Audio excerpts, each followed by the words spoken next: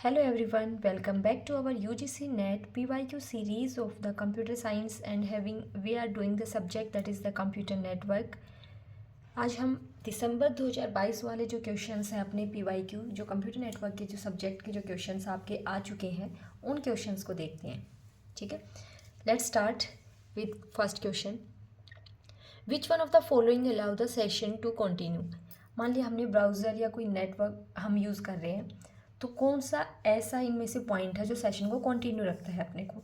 When A user quits A browser, अगर हमने quit कर दिया तो सेशन तो कंटिन्यू हो ही नहीं सकता. Next, when the user log out होने के बाद भी सेशन कंटिन्यू नहीं होगा. ठीक है, पहले रीड कर लेते हैं पूरा. When the user logs out and is invalidated by the servlet, नहीं ये भी गलत है. When the session is timed out due to the inactivity, अगर इनएक्टिविटी की वजह से सेशन टाइम आउट हो जाएगा तो तब भी हमारा सेशन कंटिन्यू नहीं रहेगा. नेक्स्ट पॉइंट था हमारा when the user refreshes the browser and there is a persistent cookie, अगर रिफ्रेश कर रहे हैं और साथ में परसिस्टेंट कुकी आपकी है तो हमारा जो सेशन है वो कंटिन्यू रहेगा. तो इस क्वेश्चन का जो ऑप्शन है जो बिल्कुल ठीक है वो हमारा है option number 4. Next question number second, मैंने ये क्या है सीक्वेंस से डाले हुए हैं जो कि कंप्यूटर नेटवर्क के 2023 से लेके 2017-18 तक कितने क्वेश्चन अपने बन जाएंगे. तो इनमें से 32 के क्वेश्चंस नियर अबाउट जो थे वो हमारे दिसंबर 2023 और जून 2023 को मिला के हो गए थे. अब हम अपना यूजीसी नेट के दिसंबर 2022 वाले क्वेश्चंस को कर रहे हैं. अब यहाँ पे अपना क्वेश्चन दे रखा है गिवन इथरनेट एड्रेस. हमारे को क्या है कि इथरनेट एड्रेस दे रखा है. यहाँ पे ये बड़ा सा आपने देख रखा है बाइनरी फॉर्म में एक इथरनेट एड्रेस है. In binary what is the address in hexadecimal notation. अब बाइनरी नोटेशन से इसको हमें हेक्साडेसिमल नोटेशन में बताना है और हमें 4 ऑप्शंस दे रखे हैं. उन 4 ऑप्शंस में से आपको कोई एक ऑप्शन चूज़ करना है. मैंने यहाँ पे ऑप्शंस मेंशन नहीं कर रखे, डायरेक्ट इसको सोल्व करके दिखा रखा है. ठीक है, जो हमारी बाइनरी फॉर्म है ना, सबसे पहले समझो कि जो इथरनेट एड्रेस जो होता है उसको हम मैक एड्रेस भी बोल देते हैं. और जो ये एड्रेस जो होता है हमारा वो 48 बिट का एड्रेस होता है और इसमें 48 बिट जो होती है वो 12 हेक्साडेसिमल वैल्यूज़ डिजिट से मिलके बना हुआ होता है. और ग्रुप ऑफ 2 से हम इसको असेंबल करके जब हम हेक्साडेसिमल नोटेशन में लिखते हैं और हाइफन से हम इसको क्या कर देते हैं, अलग कर देते हैं ग्रुप ऑफ 2 हेक्साडेसिमल वैल्यूज से. अब देखो हमें बाइनरी फॉर्म्स गिवन है इस तरीके से. हमने क्या किया, 4 का ग्रुप बना दिया बिट का. ये स्टार्टिंग में देखो हमने क्या किया 1 2 4 8, यहाँ एक हो गया. ऐसे ही 1 2 4 8 जो बाइनरी फॉर्म जो होती है हमारी, हमने क्या किया इसका कन्वर्जन किया हेक्साडेसिमल नोटेशन में. क्योंकि आपने बताया कि बाइनरी से हेक्साडेसिमल है या से अगर हम कन्वर्ट करते हैं तो 4 बिट का एक ग्रुप बना के हम उसको डायरेक्ट कन्वर्ट कर सकते हैं. एक हमारा शॉर्टकट मेथड है. तो उसी तरीके से हमने क्या किया 4 बिट का यहाँ से ग्रुप बनाना शुरू कर दिया. और उसके अकॉर्डिंग यहाँ पे देखो 1 1 1 1, तो ये 1 2 4 8 जब हम इसको बाइनरी से हेक्साडेसिमल में कन्वर्ट करते हैं तो ये हमारा बन जाएगा 15 जो होता है वो हमारा किसको रिप्रेजेंट करता है, एफ़ को. अब सबको पता ही होगा कि जो हमारी हेक्साडेसिमल नोटेशन जो है वो हमारी 0 से 9 तक होती है. उसके बाद हमारा ए से लेके एफ़ तक होते हैं हमारा 15 तक. ठीक है, तो यहाँ पे हमारा 1 1 1 1 जो 15 है वो किसको रिप्रेजेंट करेगा, एफ़ को. अब यहाँ पे चारों बिट हमारी 0 है तो यहाँ पे 1 2 4 8, ठीक है, सभी क्या हो जाएंगे हमारी 0. तो हमारा लास्ट जो बन गया 0 एफ़. इसी तरीके से हमने सभी बाइनरी जो हैं उनका 4 बिट का ग्रुप बना के उसको हेक्साडेसिमल नोटेशन में कन्वर्ट कर लेना है. ये सिंपल सा क्वेश्चन है, लेकिन अगर पता नहीं होता ना तो हम इस ईजी से क्वेश्चंस को भी छोड़ के आ जाते हैं. ठीक है, तो इस तरीके से आपने क्या किया, बाइनरी से हमने इसको हेक्साडेसिमल नोटेशन में कन्वर्ट कर दिया है. नेक्स्ट क्वेश्चन है अपना, a computer on A 10 Mbps network is regulated by A token bucket. Computer है नेटवर्क की जो स्पीड है वहाँ पे 10 Mbps की है. Is regulated by A token bucket. The token bucket is filled at the rate of 2 Mbps. Got it. It means क्या है कि जो टोकन बकेट है वो फिल होती है 2 Mbps की स्पीड से. It is initially filled to capacity with 16 megabits. Initially 16 megabit से ये फिल है. What is the maximum duration for which the computer can transmit at the full 10 Mbps. Maximum duration क्या होगा कि कंप्यूटर ट्रांसमिट कर पाए full 10 Mbps speed से.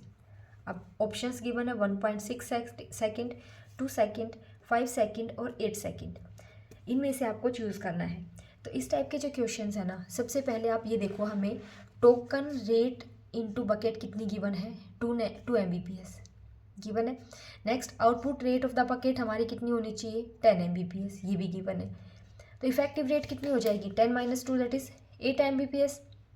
सो at effective rate bucket will drain in 16 / 8, क्योंकि स्टार्टिंग में इसने पूछा था कि कैपेसिटी जो है हमारी इनिशियली फिल थी वो 16 मेगाबिट से, 16 / 8 अगर हमने किया तो हमारा 2 सेकेंड में ये फिल हो जाएगा।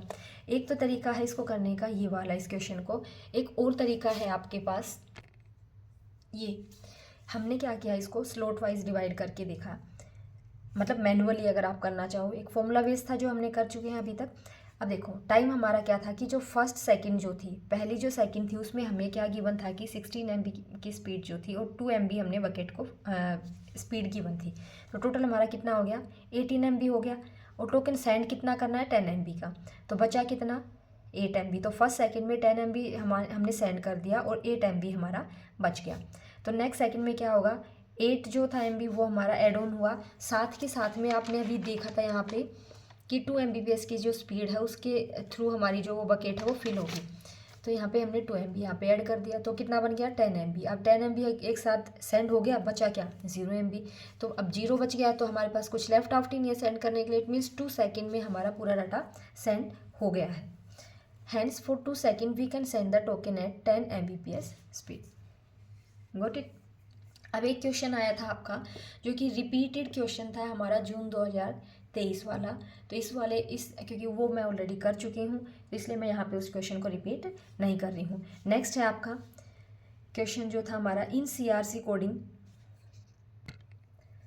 ये जो क्वेश्चन जो था ना आपका transmission delay propagation delay based question था, न्यूमेरिकल टाइप में जो क्वेश्चन आता है, तो इस वाले पोर्शन को आप जरूर करके जाना, प्रोपेगेशन डिले ट्रांसमिशन डिले वाले क्वेश्चन, न्यूमेरिकल टाइप के जो क्वेश्चन है। ठीक है, अब हम नेक्स्ट क्वेश्चन पे आते हैं। In CRC cyclic redundancy check, CRC coding if the data word is, हमें डाटा वर्ड दे रखा है हमारा 111111। नेक्स्ट है हमारा डिवाइजर हमारा 1010 और रिमाइंडर जो है हमारा 111। ये सारी चीज़ें हमें दे रखी हैं। Which of the following code is true, इनमें से कौन सा कोड हमारा ट्रू है, मतलब जो हमारा कोड जो हमें सेंड करना है ना, डाटा वर्ड जो है वो हमारा क्या बनेगा। अब आप देखो जो CRC जो होता है ना, साइक्लिक रिडंडेंसी जो चेक जो है, it involve dividing A data word by a fix divisor. Data word को हमने किससे डिवाइड करना होता है, एक डिवाइजर से, टू जनरेट ए रिमाइंडर, जिससे हमें रिमाइंडर मिलेगा। विच इज़ देन अपेंडेड, जो रिमाइंडर है उसको हम अपेंड कर देते हैं ओरिजिनल डाटा के साथ में, जिसकी वजह से हमें वो वाला मैसेज मिल जाएगा जो हमें ट्रांसमिट करना है। Word to form the transmitted message. तो देखो हमारे पास डाटा वर्ड क्या था हमारा, ये था, और हमें पता है कि हमारा रिमाइंडर क्या है, ये। तो अगर हमें ट्रांसमिटेड मैसेज निकालना है तो हम इस मैसेज के एंड में अपेंड कर देंगे किसको, रिमाइंडर को। तो हमारा वही जो है डाटा जो है हमें सेंड करना है। तो कोड कौन सा ट्रू हो जाएगा, यहाँ पे हमारा देखो 111111 ये लिख दिया हमने। अब इसके बाद हमारा जो रिमाइंडर था 110 हमने यहाँ पे अपेंड कर दिया। तो डाटा जो हमें ट्रांसमिट करना है वो हमारा ये वाला बन जाएगा। तो जो हमारा मैच हो रहा है ऑप्शन नंबर 3 से। ठीक है, अब एक क्वेश्चन था आपका, the solution to the silly window syndrome problem. सबसे पहले आपको पता होना चाहिए कि सिली विंडो सिंड्रोम प्रॉब्लम होती क्या है, तभी तो आप बता पाओगे कि उसका सॉल्यूशन कौन सा है। ठीक है ना। The solution to the silly window syndrome problem is are, options given है, Nagle's algorithm, Clark's algorithm, Jacobson algorithm या पिगीबैकिंग एल्गोरिथम। तो सबसे पहले आपको ये पता होना जरूरी है कि सिली विंडो सिंड्रोम प्रॉब्लम होता क्या है। अब देखो जो सिली विंडो सिंड्रोम जो है वो एक ऐसी प्रॉब्लम है कंप्यूटर नेटवर्क में, स्पेसिफिकली विद इन TCP के अंदर ज़्यादातर, where receiver advertises a very small window size, जहाँ पे विंडो साइज जो है वो बहुत स्मॉल है, जिसकी वजह से सेंडर को क्या करता है, ट्रांसमिट करना पड़ता है न्यूमरस टिनी स्मॉल डाटा सेगमेंट, छोटे छोटे डाटा सेगमेंट सेंड करने पड़ते हैं काफ़ी संख्या में, जिसकी वजह से leading to the ineffective network utilisation, जिसकी वजह से नेटवर्क यूटिलाइजेशन जो है वो इफेक्टिव नहीं रहता है। तो इसका जो प्राइमरी सॉल्यूशन जो है सिली विंडो सिंड्रोम जो था हमारा, उसका जो प्राइमरी सॉल्यूशन जो है वो हमारा नेगल्स एल्गोरिथम है। अभी आपने ऑप्शन नंबर 1 पढ़ा भी था कि ये नेगल्स एल्गोरिथम क्या करता है, विच इंस्ट्रक्ट द सेंडर, वो सेंडर को इंस्ट्रक्ट करता है to buffer small packets and only send them when a large amount of data is accumulated or an acknowledgement is received। यहाँ पे क्या है, इंस्ट्रक्ट किया जाता है सेंडर को कि वो इकट्ठा करते जाए स्मॉल पैकेट्स को और उनको तभी भेजे जब लार्ज अमाउंट ऑफ डाटा हमें सेंड कर सकते हो या फिर कोई एक्नॉलेजमेंट हमें मिली हो, उसके बेस पे हम डाटा को सेंड करें। ठीक है ना। तो इसकी वजह से एफिशिएंसी जो थी हमारी काफ़ी इम्प्रूव हो पाई थी, जो कि सिली विंडो सिंड्रोम का ड्रॉबैक था। तो एक प्रॉब्लम का सॉल्यूशन, सिली विंडो सिंड्रोम का एक सॉल्यूशन निकला हमारा नेगल्स एल्गोरिथम का। दूसरा जो सॉल्यूशन था हमारा वो था क्लर्क्स एल्गोरिथम। कौन सा? Clark algorithm. ये क्या था? To optimise the receiver's behaviour by delaying window updates until a sufficient amount of data is ready to be received. तो दो ऑप्शन आए हमारे पास सॉल्यूशन के लिए, नेगल्स और द क्लार्क एल्गोरिथम। आपने अभी अभी देखा भी था कि हमने पढ़ा था नेगल्स एंड क्लार्क। तो ए और बी जो है हमारे दोनों ही ऑप्शंस हैं जो सिली विंडो सिंड्रोम प्रॉब्लम का सॉल्यूशन दे रहे हैं। Hence option number A and B is हमारा करेक्ट है। तो ऑप्शन नंबर फर्स्ट जो है हमारा, जिसके अंदर ए एंड बी ओनली है, वो हमारा करेक्ट आंसर है इस क्वेश्चन का। नेक्स्ट आते हैं अगले क्वेश्चन पे। अगला जो क्वेश्चन था हमारा, ये हमारा जून 2023 का ही क्वेश्चन था और ये क्वेश्चन था आपका CDM में GSM वाईफाई से रिलेटेड जो लिस्ट फर्स्ट को लिस्ट सेकंड से मैच करना था, वो वाला क्वेश्चन जो था वो यहाँ पे रिपीटेड था। चलो यहाँ पे मैंने उस क्वेश्चन को नहीं किया है। आपको अगर वो क्वेश्चन देखना है तो आप मेरी इससे पहले वाली वीडियो देख लेना, उसमें आपको वो क्वेश्चन मिल जाएगा। नेक्स्ट है आपका, rearrange the following sequence in context of OSI।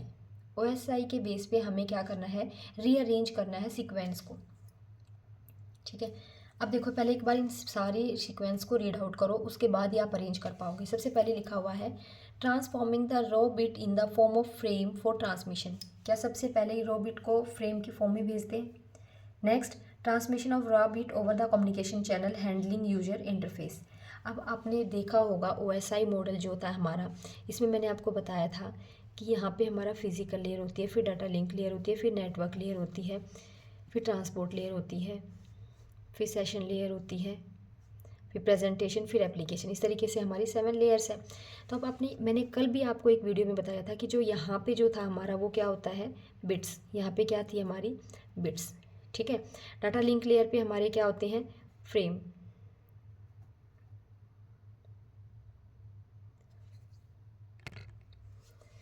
और यहाँ पे होते हैं नेटवर्क लेयर पे होते हैं हमारे पैकेट। ये मैं ऑलरेडी बता चुकी हूँ। तो देखो, जब डाटा ट्रांसफ़र हो रहा है तो सबसे पहले हमारी जो रॉ बिट जो थी वो फिजिकल चैनल के थ्रू ट्रांसमिट होगी। तो सेकंड ऑप्शन ये बता रखा है, transmission of the raw bit over the communication channel. तो सबसे पहला जो अरेंज होगा वो हमारा बी ऑप्शन ही आएगा। नेक्स्ट है हमारा हैंडलिंग यूज़र इंटरफेस। उससे अगला दे रखा है control and monitoring of the subnet. Next, transmission of the data through the connection oriented और the connectionless using datagram. अब सबसे पहले मैंने देखा बिट के बाद हमारा कौन सा था? फ्रेम वाला। तो सबसे पहले जो रॉ बिट थी वो हमारी कम्युनिकेशन चैनल के थ्रू गई, तो सब सीक्वेंस में अगर लगाना है तो बी सबसे पहले आएगा। फिर उसके बाद हमने फ्रेम के लिए ट्रांसमिट किया raw bit in the form of the frame, तो ये हमारा ए ऑप्शन आएगा। बी के बाद हमारा आया ए के बाद हमने क्या किया? मॉनिटरिंग किया, कंट्रोल किया किसको? सबनेट को, क्योंकि नेटवर्क लेयर वाला काम आ गया था। उसके बाद हमने क्या किया? ये वाला transmission the data through the connection oriented and the connectionless using the datagram. फिर हमने connection oriented connection less service के बेस पे किया। और लास्ट जो ऑप्शन आया हमारा हैंडलिंग द यूजर इंटरफेस। तो अगर हम सीक्वेंस में अगर हमने अरेंज करना है तो हमारा ऑप्शन आएगा BADEC। एक बार इसको रीड आउट करना दोबारा से, आपको फिर ये समझ आ जाएगा। OSI मॉडल जो है मैं पहले भी बता चुकी हूँ, कंप्यूटर नेटवर्क में अगर आपको OSI मॉडल आ गया तो आप बहुत से क्वेश्चंस अटेम्प्ट कर पाओगे। Got it? अब एक क्वेश्चन गिवन था TCP सर्वर के बेस पे, TCP transmission control protocol base पे एक हमारा क्वेश्चन था।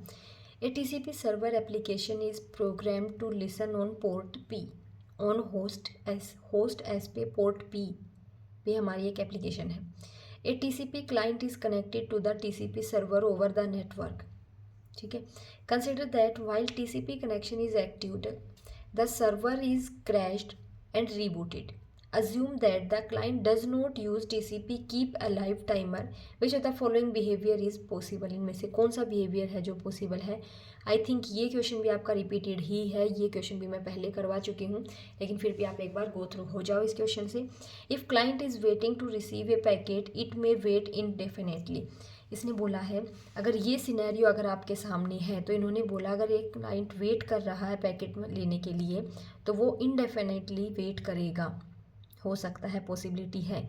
ठीक है, ये स्टेटमेंट बिल्कुल ठीक है इस सिनेरियो के बेस पे अगर हम देखें। Next, if the client sends A packet after the server reboot it will receive the finish segment नहीं, अगर सर्वर रिबूट होने के बाद अगर हमने पैकेट को सेंड किया है तो यहाँ पे हमें फिन सेगमेंट नहीं मिलेगा। तो स्टेटमेंट 2 हमारी रॉन्ग है और स्टेटमेंट फर्स्ट हमारी राइट है। तो इन दो में से ही पूछा गया था कि कौन सी स्टेटमेंट हमारी ठीक है या कौन सी गलत है। तो statement first is true, statement second is false. ठीक है, नेक्स्ट जो क्वेश्चन है हमारा वो क्वेश्चन है हमारा किसके बेस पे, सबनेट एड्रेसिंग बेस का क्वेश्चन है और ये क्वेश्चन हमारा न्यूमेरिकल बेस्ड है। इस क्वेश्चन को आपको सॉल्व करना पड़ेगा, इस क्वेश्चन में आपको टाइम भी थोड़ा सा टाइम लगेगा। तो इस क्वेश्चन को हम नेक्स्ट वीडियो में कंटिन्यू करते हैं क्योंकि नहीं तो वीडियो आपकी बहुत लंबी हो जाएगी। आज की वीडियो के लिए इतना ही। आई होप आपको ये वीडियो पसंद आई होगी। हमारी जो PYQ सीरीज़ मैंने कंटिन्यू कर रखी है कंप्यूटर नेटवर्क सब्जेक्ट की, बाकी सब्जेक्ट भी हम इसी तरीके से कवर अप करेंगे। आई होप आपको वीडियो अच्छी लगी होगी। आप वीडियो को लाइक शेयर एंड सब्सक्राइब जरूर करना। All the best for your exam and thanks for watching.